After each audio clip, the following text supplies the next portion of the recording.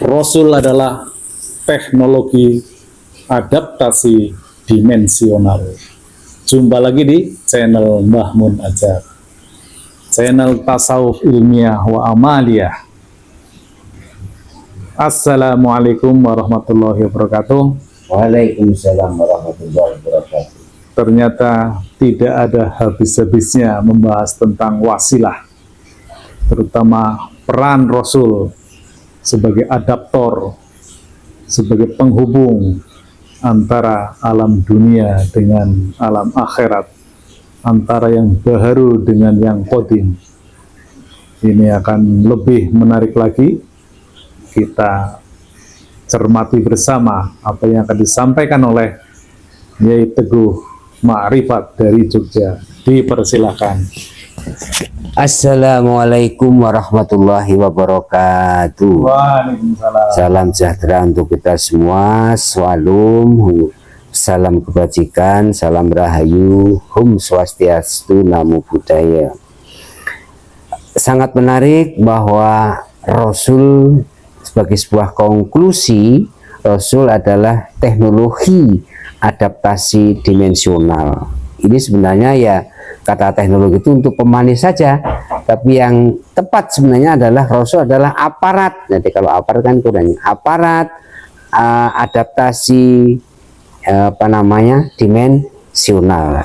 Maka supaya lebih mentarang ya teknologi saja begitu. Nah, kemudian saya ingin membawakan bahwa korelasi antara bumi dengan langit dan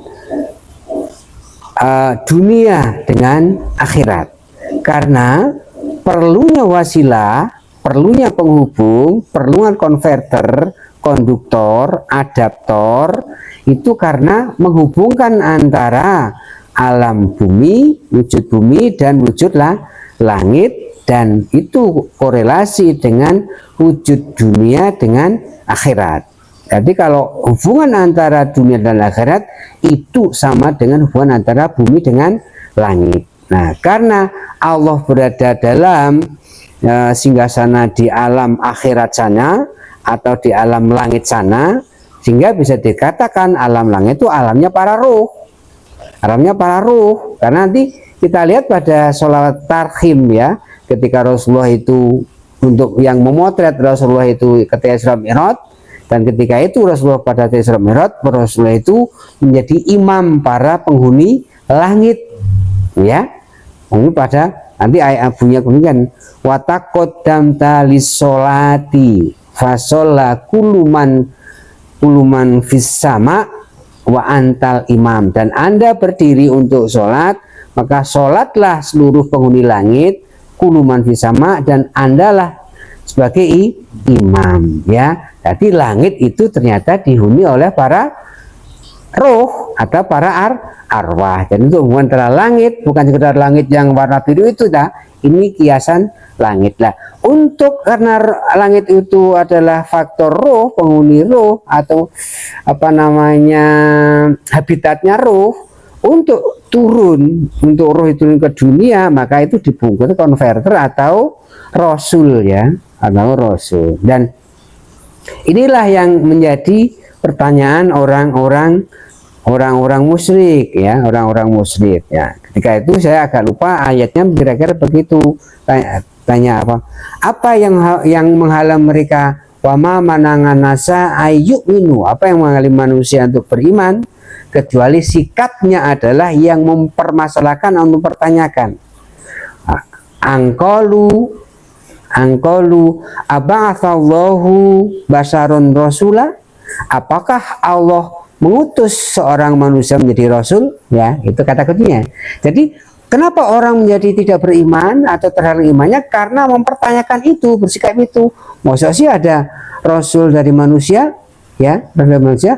Maka Allah tegaskan, kul, katakan wahai Muhammad, laukana fil ardi, kalaulah di bumi ini dihuni oleh para malaikat yamsuna mutmainna lanazalna minas samai malakar rasulah.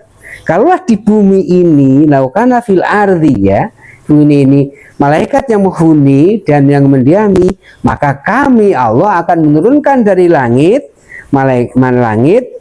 malaikat sebagai rasul. Jadi rasul turun di bumi sesuai dengan golongannya. Kalau manusia ya rasulnya manusia, kalau malaikat juga rasulnya malaikat. Berarti sebelum manusia dulu ada dihuni jin, berarti juga ada rasul jin ya. Tapi yang pasti ini kalaulah di bumi ini dihuni oleh malaikat, maka Allah akan turunkan malaikat sebagai rasul ya.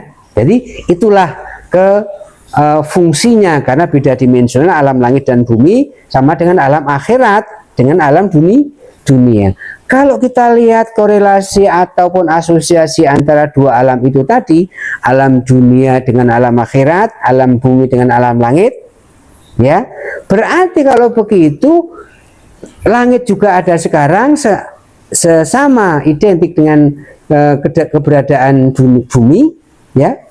Maka demikian pun akhirat juga adanya sekarang, karena sekarang juga ada dunia ya. Jadi akhirat itu bukan sekedar akhir, tapi adalah lain ya. Jadi kata ukhra itu yang lain. Lain dari dunia adalah akhirat. Waktunya adalah sama seperti hanya bumi dan langit. Jadi apa pentingnya? Karena beda dimensional, yaitu dimensi roh turun dari di langit, di akhirat, dan untuk berjalin atau berhubungan dengan dimensi manusia yang itu roh yang berada di alam bumi atau alam dunia. Itulah pentingnya roh untuk mengadaptasi, untuk menjadi penghubung, menjadi penghantar dari roh pada alam dunia ya. Itulah supaya kita sadar, pertama yang kita sadar ternyata harus ada wasilah penghubung untuk sampai ke langit ya, untuk sampai ke akhirat. Juga yang kedua, antara akhirat dengan dunia waktunya adalah sama, hanya beda dimensionalnya. Yang perbedaan itu dihubungkan oleh Rasul sebagai teknologi adaptasi dimensionalnya ya, supaya karena syarat berjalin itu harus setara dimensi manusia dengan manusia, kayak Jibril ya turun menjadi manusia, roh dengan roh. Nah, Muhammad ketika itu karena dikuatkan dengan faktor rohnya Allah, maka dia naik ketika Isra Mi'raj, maka dia menjadi faktor roh. Justru di sana pada waktu Isra Mi'raj beliau menjadi imam dari seluruh penghuni langit. Ini semua adalah roh. Jadi dari arwahul muqaddasah. Demikian ya, supaya kita sadar kita sekarang bersama dalam sekarang ini bisa menjangkau alam akhirat sama dengan dari bumi bisa menjangkau alam langit ya. Mudah-mudahan Allah memberikan hidayah yang maksudi. Wassalamualaikum warahmatullahi wabarakatuh. Waalaikumsalam warahmatullahi wabarakatuh. Makin dalam, makin melebar, makin melambung, menembus langit. Saya sampai harus berkomentar apa lagi. Jadi mungkin sedikit mengulas. Jadi kerasulan itu adalah sebuah sistem teknologi adaptasi dimensional, dimensi yang di dunia dengan dimensi yang qadim. Mungkin penjelasannya sedikit ini biar yang bisa dicerna oleh yang kita semua, bahwa dalam perspektif tasawuf itu memang kita melihatnya dalam dua perspektif itu, tidak hanya yang baru yang di dunia, tetapi juga perspektif ruhania. Maka ketika kita bicara Rasulullah tadi yang disampaikan oleh Pak Yai Teguh, itu adalah Rasul, itu adalah entitas ruhaniahnya. Itu. Jadi tetap ada sepanjang masa karena itu sistem. Kalau contoh Rasul Muhammad itu adalah ruhnya Muhammad. Tetapi zahirnya itu adalah nabi yang dilahirkan tahun 571 di tahun Gajah, Muhammad bin Abdullah. Itu adalah zahirnya. Itu punya umur teknis. Itu pada saatnya meninggal dan jasadnya masuk ke dalam tanah. Tetapi ruhnya, ruhaniahnya, kerasulannya itu adalah sebuah sistem dalam sistem wasilah. Dia berfungsi sebagai konverter dari alam qadim ke alam zahir yang ada di muka bumi ini.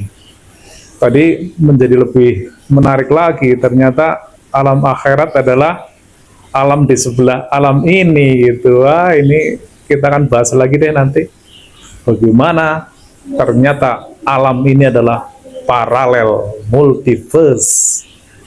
Pantengin terus channel Mbah Mun Ajat, channel yang membahas tentang tasawuf ilmiah wa amaliyah. Billahi anta maksudi wa ridhoka matlubi. Wassalamualaikum warahmatullahi wabarakatuh. Waalaikumsalam warahmatullahi